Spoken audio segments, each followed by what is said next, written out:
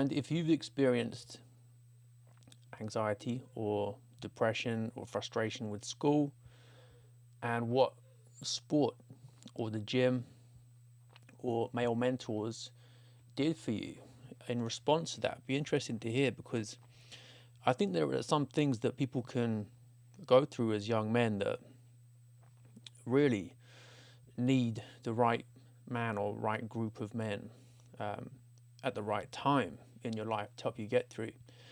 Otherwise, you can feel lost. So, what we're looking at with this conversation really is about the importance of male mentorship, and also why men need challenges too. Otherwise, they can feel their energies are dissipated. What you'll notice that Eddie is talking about is that he felt that he didn't have a focus. He's obviously a bright guy, but school wasn't really harnessing that properly. And it's when he found that outlet in the gym that things really started to fall into place for him. So before I start talking too long, let's get straight into the video. Drop some questions in as we're watching. This downward spiral that started, right? And you know, a spiral of kind of resentment and frustration, and then, you know, just anger, right? Because it's like, why is this falling apart when this is such a good thing for you? It was a massive trigger in my life, really, because, as I say, it was my outlet for my mental health. In essence, it was a cure for my ADHD. Yeah. And when that was sort of taken away, when I stopped enjoying my training and started putting all of my energy into training, that's when problems really start to arise. You know, lashing out, being more violent, drink, drugs, you know, getting in trouble at school, being the class clown, and loads of factors on the back of that. Literally, that year following that sort of, you know, quitting the swimming or under that coach, just things got horrendous. You know, I was expelled from school. So he's just talking about the fact that he was a really high level swimmer, and that gave him a focus. And when he left that, he wasn't really sure what to do with himself. And a lot of men feel in that situation, a lot of teenage boys do as well, because most guys aren't really made to just sit still in classrooms. They're not really pushed to their potential that way. There's a restlessness to men, a need for physical activity. Aristotle talks about this as well, saying men are basically made to be outdoors and test their bodies and get challenged in that way. But what did he tell you in school? Sit down, listen, only speak when you're told to, etc., take notes. So, especially for more physically gifted or masculine guys like Eddie would have been as a teenager, you want more than that. And the training was really what was holding his life together. And when you take that away, then what next? I was chucked out of school, so I wasn't allowed to, you know, have an education. And I mean this like with sincerity. I was in prison probably every other weekend, like fighting or doing something I shouldn't. Yeah. My nan was diagnosed with cancer all around the same time. I got a girl pregnant. Wow. Yeah, and I think just all these factors just all melted together in one scenario, and I just imploded, man. Yeah. Yeah. Just to recap, he's about 13, 14 at this point, and he's quit the swimming. And you can see that as a teenager going through all kinds of changes, it's difficult for him to find out who he is. So we got pregnant girl, prison, and he said everything imploded. And there's a temptation around this age just to, you know, go to your room, as he describes later on. So if you're parenting teenagers, and hopefully a lot of you guys are either in that situation who watch me, because I'm always talking about family being important.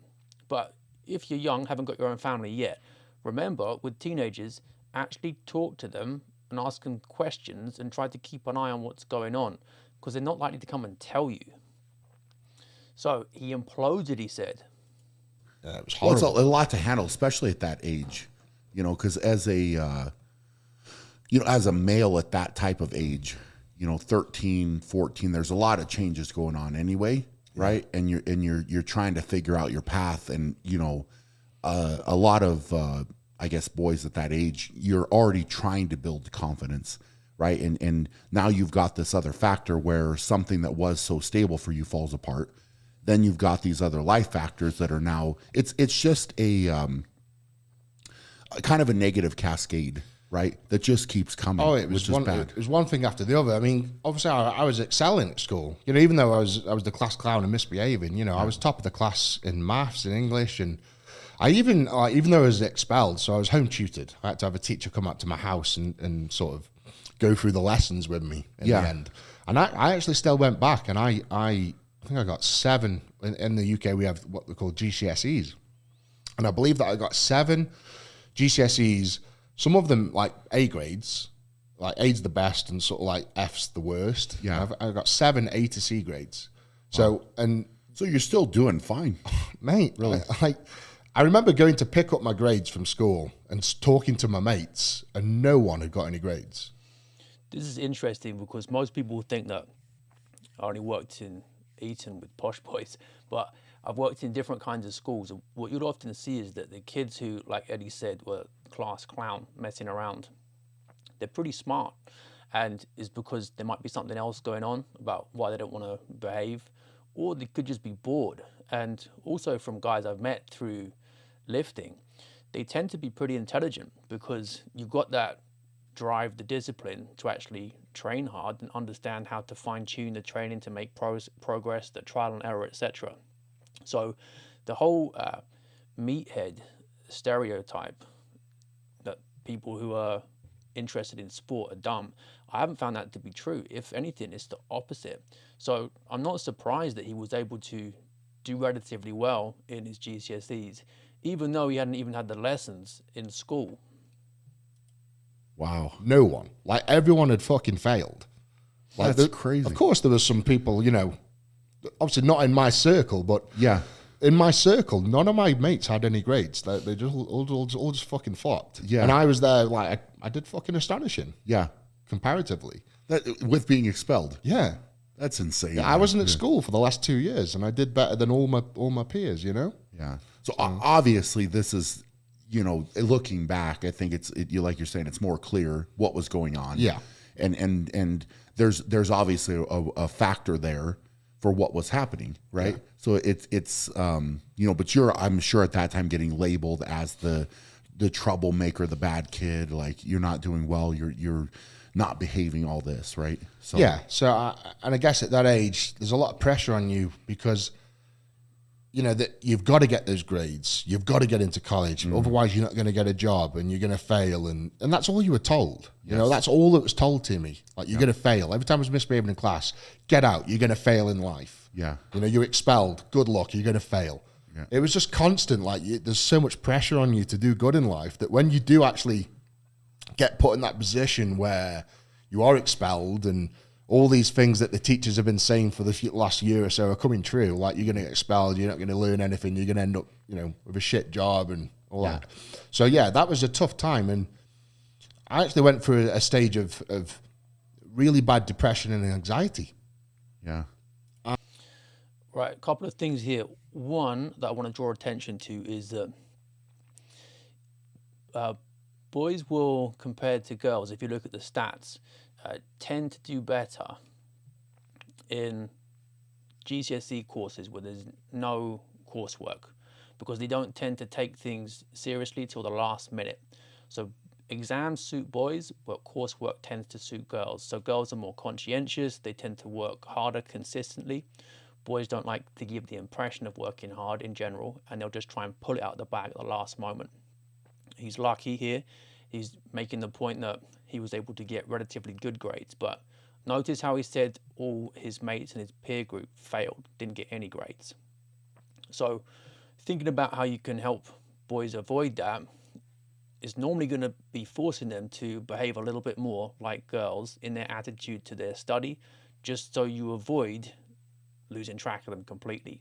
So like a weekly review of all the subjects. How is it going? Are you falling behind in homework? Are there any big chunks of things that you haven't understood? So just keep an eye on how things are progressing. Otherwise, it can easily end up in a situation where they're not able to fix it like he managed to, because you haven't paid the consistent attention to it until that point.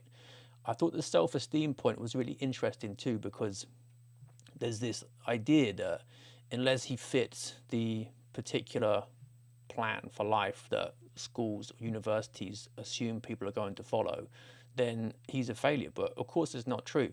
And I've heard it from enough young guys that they had their self-esteem damaged because they weren't really encouraged down that particular path, because they didn't seem to be suited to it. But they've gone on to achieve great success in many other areas. And to be honest, university isn't for everyone. And some people drop out in the first year because they realize they made a mistake, and they can make a success of things elsewhere.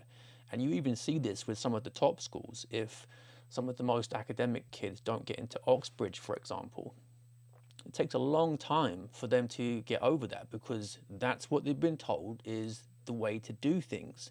And when they don't manage it, then what else is there? But there are other ways of getting along in the world, and you've got to find something that suits your interests and your aptitudes and benefits the people around you. So in other words, your vocation, basically. Don't try and force yourself into a particular path that you don't fit. And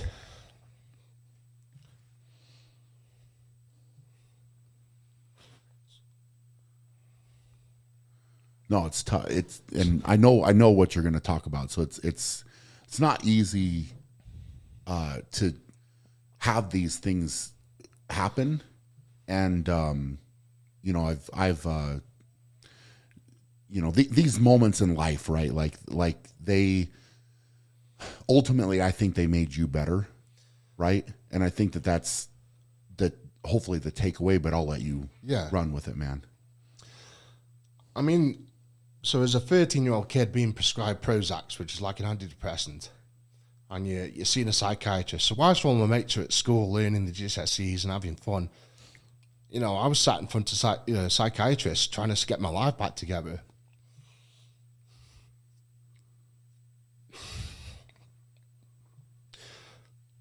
It's hard to talk about because it was... And he's going to talk about the depression, the anxiety making him suicidal. And suicide is the biggest killer of young men from around age 18 up to 45, I think, even above heart disease. So I got a lot of respect for him going on to Brian's podcast and talking about it. I think it's really good that they did it, because a lot of people go through this and then don't talk about it. But it's good to see someone here. What was it? 1,000-pound deadlift, wasn't it? Eddie was the first person to lift that, and he's in tears about remembering the mental anguish from when he was a 13-year-old kid. No, it was a really dark time of my life. Yeah, really bad. Yep. And then I suppose, sorry. Don't be sorry, man. The thing about this, Ed, is honestly, this is it's gonna help so many people that listen to this. It's gonna help them out, right? Because the fact of the matter is, you went through all of this, and look at what you've become, right? Look at how many people look up to you for these things, right? So I've talked about going through dark times here, and you have, in a lot of ways, you have to hit that rock bottom at some points, and it's rock bottom for some people is different than rock bottom for other people. Yeah. But you know, the fact that you are sharing this and you know, showing the emotion is real, bro. Like it's not anything other than real. So you know, I guess, yeah. So good bit of advice from Brian there, that basically struggle can help to forge you. You know the proverb, no pressure, no diamond. It can feel bad while you're going through it at the time, but actually looking back on it, you realize that coming through it gave you insights into yourself and into what's important in life that you might not otherwise have gotten. And because since leaving Eton, I talk a bit more about Christianity than I would normally have done, just as a teacher of literature in the classroom, trying to help people to pass exams. Questions about why is there suffering and why is there evil in the world come my way a bit more often. And this is one of them. So suffering, struggle is a way for us to ascend. And there's no religion or philosophy that has taught that happiness is the main goal in life, like the highest reason why we're on earth, and stood the test of time. So accepting that suffering is part of life and that without it, we wouldn't have the same opportunities to grow as people. That for me is the most important step for thinking about depression or times when you're feeling down. Don't see it necessarily as something that you need to fix straight away. It's much better just to accept it for what it is and try to grow through it. I guess it was a wake-up call, you know, because just those 2 years was so miserable, just like locked in my room on my own, just like literally having the thoughts I wanted to kill myself on a daily basis. Yeah. And then fast forward to about, I would say 15 years of age. And it was my mum that said to me, like, just sat me down one day, and I think you could see from the outside, you know, everything around, all the eyes from the outside could just see I was imploding. Yeah. And my mum sort of sat me down and was like, what the fuck are you going to do? Like, you cannot continue the way you are. You can't stay in your room all day. You can't not go to school. You can't not get a job. You've got to get up and get on with your life. And for whatever conclusion we came to, we decided I was going to join the gym. So instead of being home all day, wanking and playing the PlayStation. What he's going to say next is really important, because there are meta-studies showing that for men, exercise is more effective at combating depression and anxiety disorders than talking therapies are.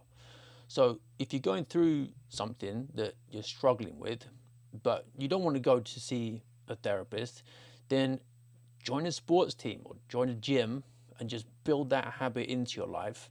And like Eddie talks about in a minute, you'll meet like-minded people who are going to give you a support network anyway, but just the actual act of exercising is going to have a hormonal impact that's going to lift your mood anyway.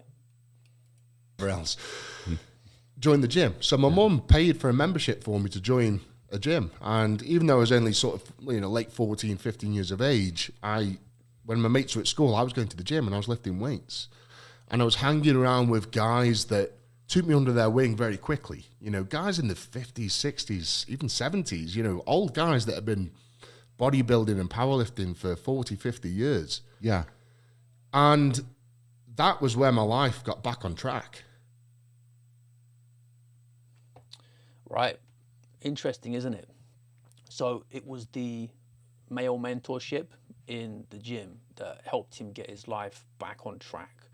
The support, but also the sense of purpose. And anyone who's done any lifting knows that because of the way you can just track from session to session, week to week, with the hard numbers on the bar, that you're making progress and that the effort you put in comes out in the form of results. This is something you can apply to the rest of your life as well, whether it's personal relationships, whether it's working towards a job, etc. So it's a good place to learn things about hardship and also routine, discipline, and being consistent. So I like the fact that this was basically the ending to his journey through depression, anxiety, etc., is when he found himself in the gym and then found that new path. So hope you enjoyed that. I thought there's some really good insights there, and because depression, suicide are such big problems for young guys today, I thought it was important to watch and talk about. Yeah, some comments about how adversity breeds strength, and that's a good message. Think about how, for Christianity in particular, what is it right at the heart of it? Well, it's the cross, and men need to seek that cross and carry it because comfort is bad for us. Alexander the Great, when he was a kid, had the big fear that his dad would conquer the world and then leave him nothing but luxury and ease. And that's what he worried about. He wanted there to be wars. He wanted things to conquer. He wanted to have what he called a field of action to prove himself in. So don't assume that trying to make things as happy for yourself as possible or as comfortable for yourself as possible is the best route. Instead, you're better off doing what Eddie did when he went to the gym and basically just piling on weight, giving yourself more of a challenge. So just like the bar helps you to get bigger and stronger and it's your friend, you don't want the set to end because you're actually working with it. The resistance is helping you to grow. Same thing with difficult times in your life that you're going through as well. So think of it almost as being like a metaphor for the fact that the weight, the difficult thing, is actually what makes you stronger. So you probably heard that saying that you don't pray for lighter burdens, you pray for the strength for the burdens that you've got. So you want to, in other words, man up rather than to have the load taken off you. So it's good to have that attitude. Consistency is the hardest thing with training. We'll start small then and just try to go a little bit more often than you are at the moment. And then whatever that temptation is, whatever the bad habit is that makes you miss the workouts, just try and notice any behavioral patterns there and do something to divert or fix them and go towards the ones that you want instead. But start small and then build slowly. You don't want it to be too painful to begin with. Like if you're just starting out and you say, all right, I'm going to train 4 times a week for an hour at a time, that might be too much compared to what you're used to, but start smaller and build gradually. We're surrounded by entertainment, games, booze, porn. Many are fat, depressed, addicted, bored and unwell because they're too comfortable. Yes, exactly, I agree. Strip those things away and stop trying to fill emotional or mental voids in your life with things that aren't actually going to help you in the long run. Let's see what other questions or comments we got here. Putting 13-year-olds on Prozac is insanity. Yeah, in general, I don't think the evidence is that good for treating depression with medication at all. And it also comes with all kinds of unwelcome physical effects. I wish I had those words spoken to me 10 years ago. Yeah, hopefully the message reaches somebody who's watching who needs it right now. That's the idea of doing a stream on this topic. Do Christian gyms exist or lifting groups in churches? They should. Yeah, well, if you haven't got one in yours, why not start one up? If you watch the interview on my channel with the Twitter account, the Chivalry Guild, we talk a bit about this and the Brotherhood of Iron and how it goes back to the knights and squires training and the fact that you can't train the body without training the mind. And Pope Pius XII as well talks about sport being an education in virtue. So I think that would be a great activity to set up. I don't know if there are any directories of Christian gyms around, but just go to a normal gym and then start chatting to people, and then you can build a group up from that. All right, any other questions that you've got about topics to do with what we talked about today, but also anything else as well? I've got time to do a few more minutes on the stream, so happy to answer those. Otherwise, I just thought I'd show up, say hi, because we can't do the book club today because Dr. Robillard, we think he might have broken his hand, hopefully not, but doing his MMA training and something's not feeling right, so he's gone to get that one looked at. All right, last chance for a few questions to come in. It's a shame that boys, men need this kind of activity, but if anything, schools and modern society have drifted further and further away from it. So it wasn't long ago that boxing, for example, was a big part of traditional public school education, and then it wasn't. And if you talk to some guys who are boxers and have the same kind of thing to say about that training, that discipline that Eddie said about weights, you wonder how many boys might have gone off the rails who otherwise wouldn't have done if they'd had that available.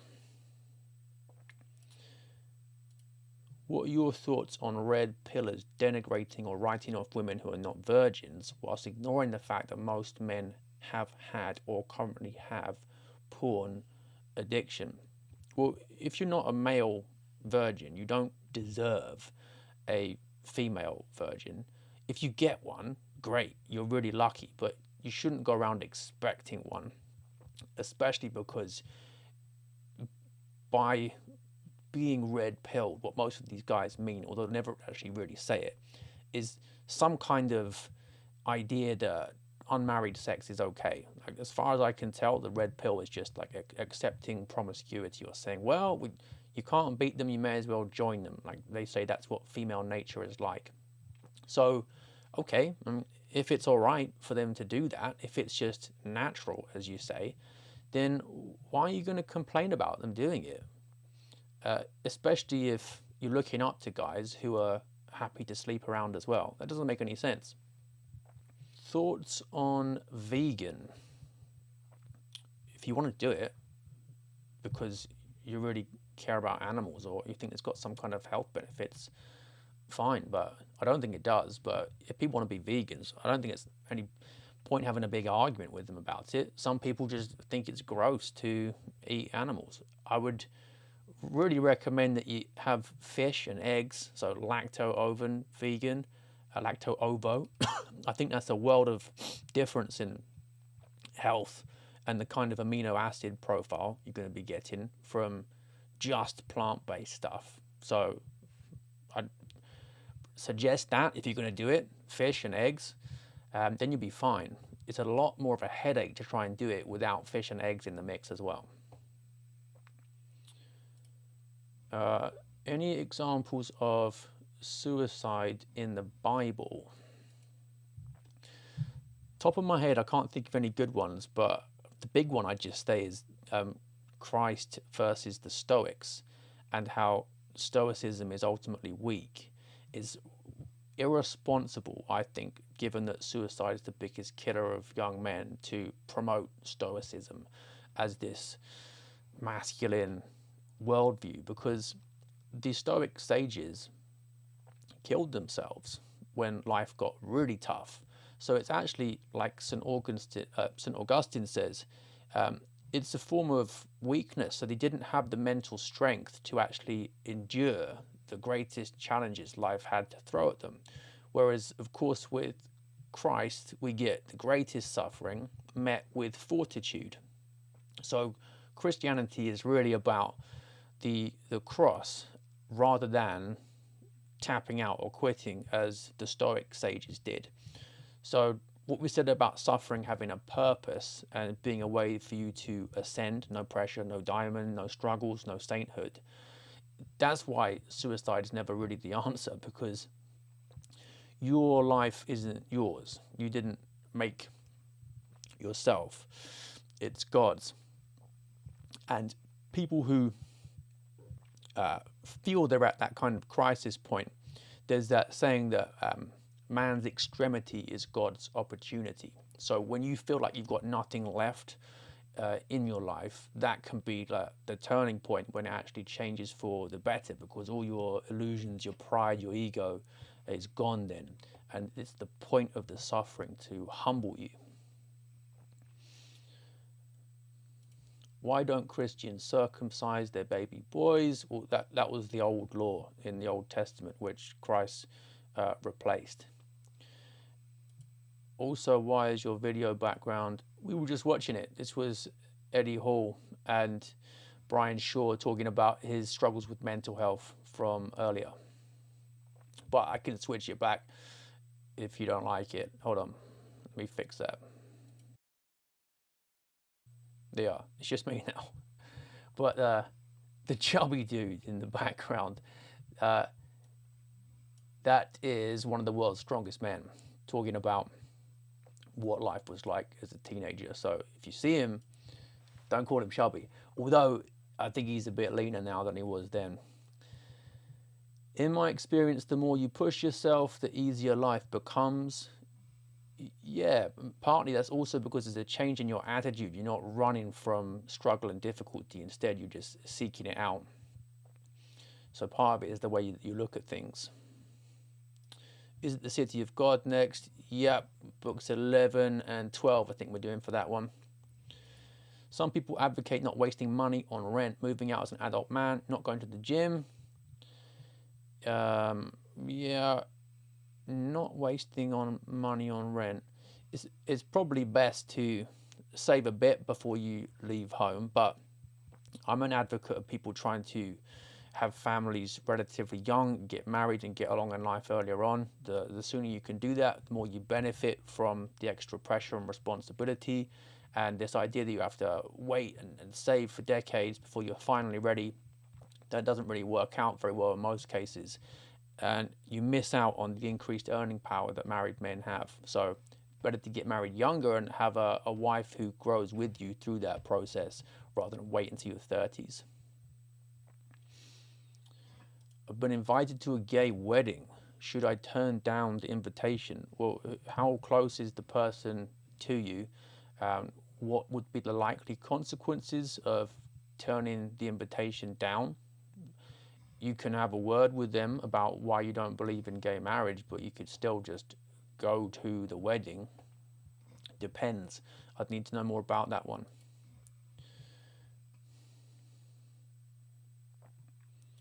What's the extent of reasonable chastity? I'm not sure what you mean by reasonable, but if you're not married, then it means you don't have sex.